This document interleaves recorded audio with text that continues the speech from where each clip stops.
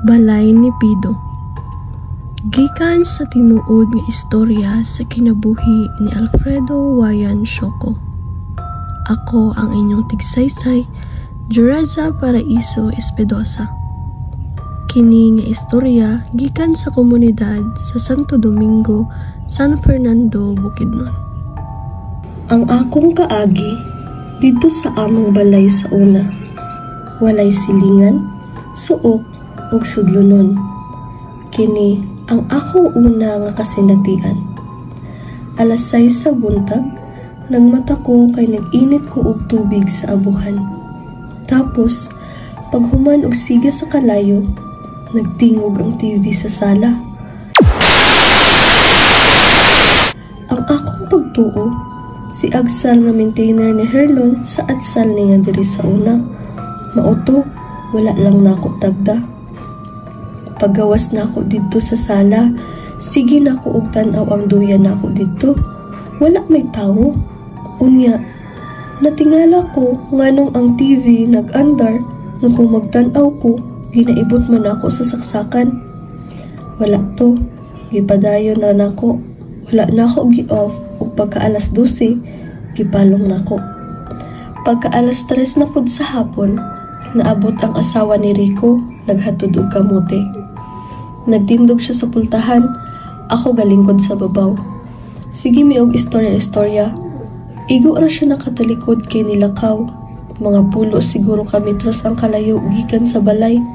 Nagtingog na pud ang TV. Nakurat ko, ug niasa jud akong lupot sa akong gilingkuran. Kay among TV, kumuandar, kay naka-volume naman gudaan. Maong, nakurat jud ko. Kay, noon sa man sa tunga, ginaibot baya na ako na human og tan-aw. Unya, ngano ni kalitra man tuog andar. Unya, bag-o rami ng istorya sa asawa ni Rico.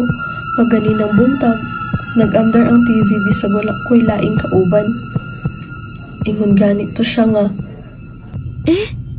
tubusaw kay tubaloy. Anak ko nga, ambot ka ani, kay ngano ni andar man ni buntag sayo nga ginaibot baya na ko na. Kay kung dili na ko ibton, ang power sa TV kay magpula baya na. Maong mahibalan jud nimo kung wala na ibot, pero kato, giibot jud to nako. Unya ngano ni kalitog andar? Mao to nga gipalong nako ang TV. Mao gyud to nga higayon nga kaduha gyud siya ni andar sulod sa isa ka adlaw nga ako ra man ang tao. Natungnan pud to nga ako ra isa kay naglakaw akong asawa ug anak. Human ato nga panghitabo, mga 3 ka adlaw human ato. Nagpalit ko anang buntag ug kaldero nga mga 3 ka salmon ang sulod. Pagkagabi, nag-ingon si Mrs. nga, butangi na og tubig, butangi og mantika unya pabukali. Mauto, akong gipabukalan human og panihapon unya natulog nami. Pagka alas 4 sa kaadlawon, gipukaw ni Mrs. si Ganggang, ako ning anak, kay palong-agon. Unya, wala man nagbangon si Ganggang, si Mrs. ang nagbangon kay maglungag. Naunsa mo tong kaldero nga gitak-ang namo dito, nga puno man og kanon. Ang katingalahan, nga nakaingon ko nga naagyod ng lungag, kay ang bugas namo, NFA, ang gilungag dito, puti kaayo nga bugas nga kanang murag bag-o nga gi-harvest. Ni ana si Mrs. nga, pabuang-buang man ka dods. Mata man siguro ka ganinang kaadlawon kay naglungag. Ni ana ko nga, namuka pa man gani ka ha kay palungagon nimo si Ganggang. Dili lugar ko magsaba nga naglungag nako. Nangutana siya nga nung naadaw kanon ang kaldero. Mauto ni bangon ko kagitan-aw nako. Pagunit na ako sa taklob sa kaldero, kay init pa man yun. Hapit na puno ang kaldero, unya ang bugas ba? Puti kaayo. Samantala among bugas, NFA, unya baho baya na, ug ayuda pagyud to. Unya ang naa sa kaldero, puti kaayo nga bugas, unya humot. Mauto gipakaon na mo sa iro. Dili man mukaon ng iro. Mautong katingalahan yun kaayo. Ang pungutana lang yun kung kinsa ang naglungag. Ikatulo na ako nga kaagi, eleksyon, buntag. Naay tawo nga ni agi dito sa likod sa among balay nga wala mi kaila. Katong tawo, nakita nako didto halin sa babaw, kay makita man nako kay hayag man. Kapadulong siya sa balay, puti ang sanina, unya maong ang iyang short. Abi na kog mutan-aw og TV, naglusot sa kilid sa among balay. Niingon tong amigo nako nga, "Sino to?" Niingon ko nga ambot kay wala ko kaila. Pagkabalos sa amigo nako, gitawag niya ang tanod, gidagan dito sa likod. Daghan sila nangita, unya nagtunga sila. Nagtagbo sila, pero wala man daw sila nakita nga tawo. Wala man jud daw to nila masapon tong ga short ug maong nga puti ang t-shirt. Ni ana to akong amigo nga, "Pido, kaning balay nimo ba? Tawan jud na diha sa likod, kay daghan kaayo makakitag tawo, unya gakawala." Pagkahuman ato nga paghitabo, kibali wala ra nako. Pero galain na gyud akong paminaw sa among balay. Pagkagabi ana, natulog na mi human og panihapon. Sige kog huna-huna atong lalaki hangtod wala na ko kabantay nga natulugan ako. Mga kaadlawon, nakamata ko kay kusog kaayo ang hangin. Unya ang tawon sa among bintana kay kortina ra. Nakita na ako nga galupad-lupad ang kortina. Sa dihang taod-taod na ako'y nakita. Dili ko kalihok, maski pagpiyong dili na ako mahimo.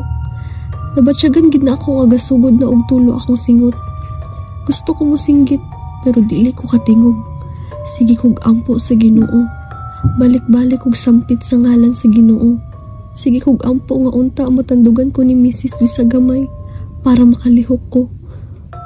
Naara gihapon ang tao sa bintana. Dili na ko mahibalaan kung lalaki o babae. Kaya wala siyang ulo. Gibira niya akong tiil gikan sa bintana. Padayon ra gihapon ko sa pagampo. Hangtod nga niliso si Mrs. ug natandugan niya akong isa ka tudlo sa tiil. Tungod ato nakalihok ko ug di balikwas og bangon. Bugnaw kaayo akong singot ug uga kaayo akong tutunlan. Dali-dali ko pangita og tubig. Kaapas ko sa akong ginhawa tungod sa nahitabo nga giurom di ay ko. Sukad ato nga panghitabo, nakadesisyon mi nga mangmalhin og balay. Kay apil di ay ako misis ug akong mga anak nakamatikod pod nga naagyud lahi sa among balay. Katong balay namo sa napalit namo nga lote, dili ra kay ako ang nakapuyo ato. Daghan nakapuyo, daghan natingala ato nga balay ba. Mga gamit nila mawala. Magsige og bagot-but unya makita nila dito ra sa unahan ibutang. Mga kutsilyo, mga kutsara, mawala sa lababo unya dito makita sa unahan. Kato nga area, murag naagyod tawo nga dili ingon nato. Sa karon, nagbalhin nami og balay, pero kato nga balay namo wala namo gibaligya. Naara gihapon didto, ginaadtuan gihapon namo usahay. Kato manggod nga area, kato ra isa ang balay, walay silingan, unya sudlunon pa. Naa may mga balay pero naa pa sa unahan. Wala to silingan nga duol didto. Ang mga tawo nga makalabay didto sa among balay sa una, muingon jud nga bugat kayo ilang paminaw moagi didto. Hangtod karon, misteryo gihapon sa amoa kung unsay istorya atong balaya.